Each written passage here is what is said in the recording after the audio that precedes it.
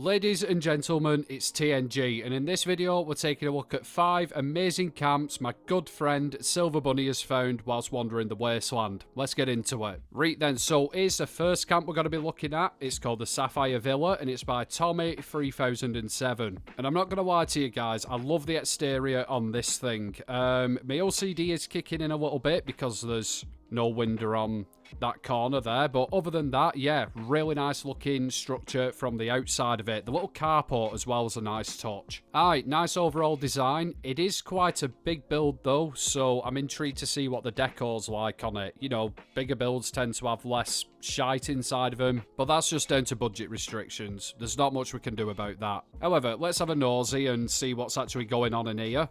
And you know what? For the most part, I'm actually quite impressed. It's not as filled up as you would see some other camps in the wasteland, but there is actually stuff in it. And quite a fair amount of shit as well, which for a build this large is quite unusual. Yeah, like I say, a lot of stuff this size is quite barren. But no, this one, yeah, it's not too bad at all, pal. You've got a nice looking camp here. Fair play to you, buddy. For our second camp, we have got the Midnight Oasis by Virtual Skull, and if you like your war-friendly stuff like I do, this will be right up your street. It's a Bonnie camp, this one. When I say Bonnie, it's a shithole, but again, immersive builds, lore-friendly stuff, they're gonna look like crap. That's exactly what you're aiming for. The more ramshackled, the better, in my opinion, and Skull has done a fantastic job in making a really wastelandy, thrown-together looking build in here. I'm really impressed with the outside of this thing. There's a lot of detail in it. You clearly know what you're doing with the building system. Top marks from me.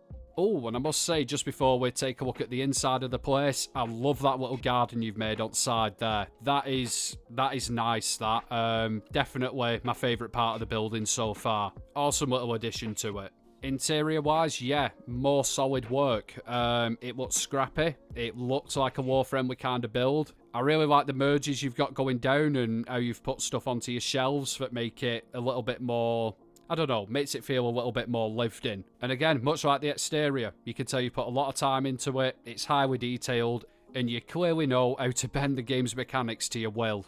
Phenomenal camp this. One of the best immersive ones I've seen on this little mini-series. Next up with camp number 3, we have DGCMC 2012 with the Dynamic Draft Camp. Are you coming up with these names, Bonnie? Because that's quite a clever one, that, actually. No, I'm not saying you're not clever, but it's definitely a step up from This Is Not a UFO. Anyway, sorry, I'm off on a tangent. This is a really clever use of a legendary camp location. Any OG players watching will no doubt know exactly where this is, and I'm guessing a lot of new players will as well. Yeah, it's a really cool pre-existing structure that you can build inside of. Now, don't get me wrong, it is a kick in the dick to actually build here. Trying to get everything to sit inside of the tower is quite tricky. However, I think the builder's done an absolutely incredible job on getting everything to work in here. Yeah. Amazing work on this build. I like the decor in it. I like how you've used a pre-existing location. Not many people tend to do that these days. So yeah, hats off to you.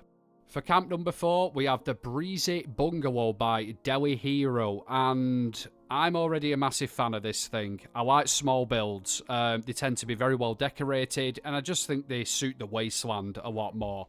Obviously, this one's standout feature is all the corn on the roof of it. At least I think it's corn. It could be razor grain. It's razor grain, is what I'm trying to say. I think it makes it stand out a ton. It gives it kind of a homemade kind of vibe, if that makes any sense whatsoever. Like, they've run out of building materials, so they've slapped some turf on roof. Do you get what I'm trying to say? I hope you do, because half the time, I don't know what I'm saying. It's usually just the voices in my head. But yeah, top job on the exterior. It's a really cool little structure, and the amount of detail that you've managed to whack in such a small space, yeah, I've got no complaints. Good work.